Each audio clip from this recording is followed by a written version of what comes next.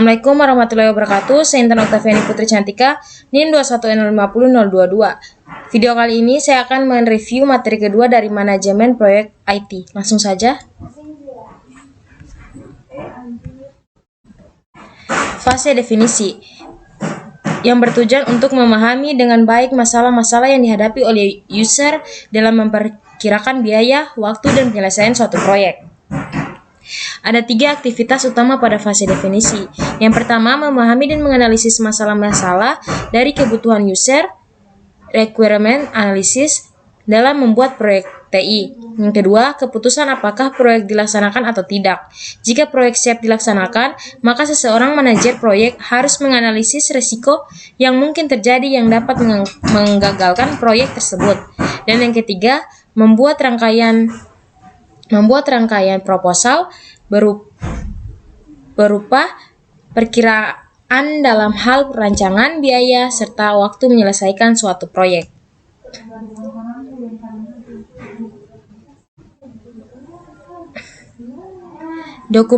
Dokumen kebutuhan, requirement document, atau RD. Dokumen kebutuhan adalah dokumen formal yang digunakan untuk mendetailkan kebutuhan atau persyaratan khusus yang harus dipenuhi oleh suatu sistem, aplikasi, ataupun proyek. Dokumen ini umumnya mencakup kebutuhan fungsional, kebutuhan non-fungsional, batasan sistem, serta kriteria validasi dan verifikasi. Tujuannya adalah untuk memastikan bahwa semua pihak yang terlibat dalam pengembangan proyek memiliki pemahaman yang sama tentang apa yang diharapkan dari sistem atau aplikasi yang akan dikembangkan. Dokumentasi kebutuhan biasanya meliputi 1. Pendahuluan yang berisi latar belakang, tujuan, dan lingkungan proyek. Yang kedua, deskripsi umum, menjelaskan perspektif produk, fungsi utama produk, karakteristik pengguna, serta batas-batasan proyek. Yang ketiga, kebutuhan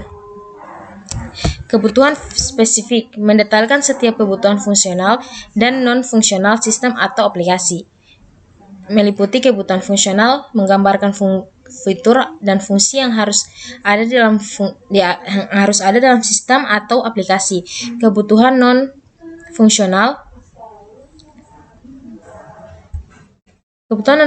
menggambarkan kriteria seperti performa, keamanan, reliabilitas, dan sebagainya. Glosarium, kamus istilah atau kata-kata khusus yang digunakan dalam dokumentasi. Yang terakhir, lampiran, bisa berupa diagram, mock-up, atau informasi tambahan lainnya yang relevan dengan dokumen kebutuhan. RD mengatakan masalah-masalah yang dihadapi user dan solusi umum yang dibutuhkan. Bahasanya berorientasi pada bahasa yang digunakan oleh user sehari-hari dan jauh dari bahasa komputer. Kadangkala dokumen RD digunakan sebagai permohonan untuk sebuah proposal ketika user menawarkan proyeknya kepada kontraktor luar. Langkah-langkah dalam pembuatan dokumen kebutuhan yaitu yang pertama, pemahaman proyek.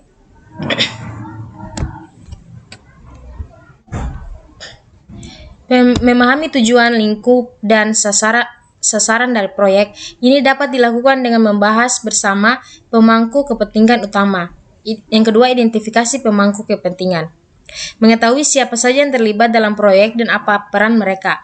Pemangku kepentingan bisa berupa klien, pengguna, tim pengembang, dan lain-lain. Yang ketiga, wawancara dan diskusi dengan pemangku kepentingan. Melakukan pertemuan atau wawancara dengan pemangku kepentingan untuk mengumpulkan kebutuhan awal dan mendapatkan pemahaman yang lebih dalam tentang apa yang diharapkan dari sistem atau aplikasi. Yang keempat, analisis pasar. Jika proyek berkaitan dengan produk komersial, analisis pasar bisa membantu untuk memahami tren, persaingan, kebutuhan lainnya. Kelima, studi pelayanan. Menilai apakah proyek layak untuk dikerjakan dari segi teknis, finansial, ataupun operasional.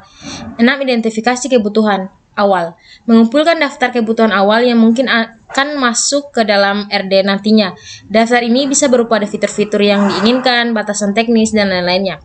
Ketujuh, penyusunan kerangka kerja RD. Membuat outlet atau kerangka dasar dari RD yang akan dibuat. Ini akan memudahkan dalam proses penulisan RD nantinya. 8. Evaluasi teknologi yang diperlukan. Menilai teknologi apa saja yang mungkin diperlukan untuk memenuhi kebutuhan proyek. 9. Pembuatan prototipe awal. Jika memungkinkan, membuat prototipe sederhana dari sistem atau aplikasi untuk mendapatkan feedback awal dari pemangku kepentingan. Yang terakhir, penyusunan jadwal dan rencana kerja. Menentukan jadwal dan rencana kerja untuk proses pembuatan RD agar prosesnya berjalan lancar dan sesuai jadwal. Contoh pembuatan sistem informasi perpustakaan universal. Berikut beberapa hal yang dapat dilakukan sebelum pembuatan dokumentasi kebutuhan RD untuk proyek ini. Yang pertama, pemahaman proyek. Yang kedua, identifikasi pemangku kepentingan, kita wawancara dan diskusi dengan pemangku kepentingan.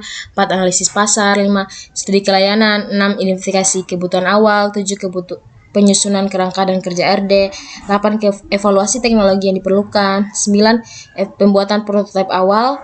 10. Penyusunan jadwal dan rencana kerja. 11.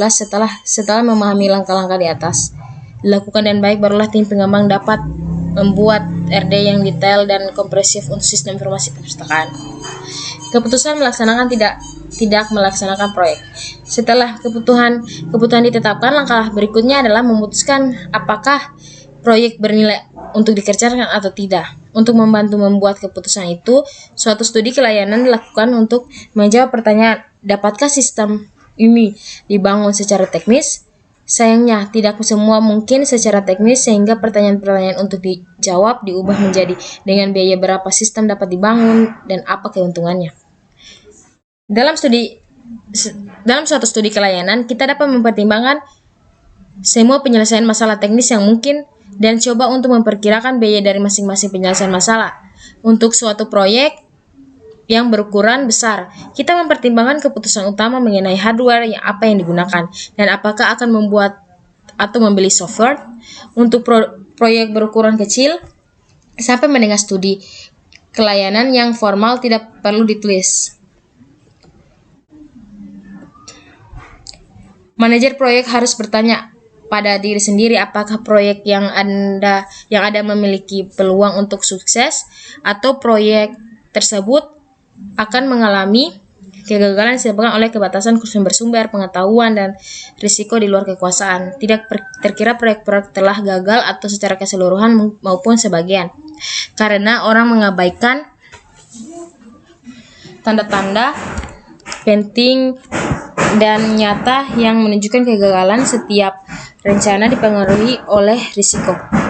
Mungkin itu saja yang dapat saya sampaikan. Lebih dan kurangnya mohon dimaafkan. Wabillahi taufiq wal hidayah. Wassalamualaikum warahmatullahi wabarakatuh.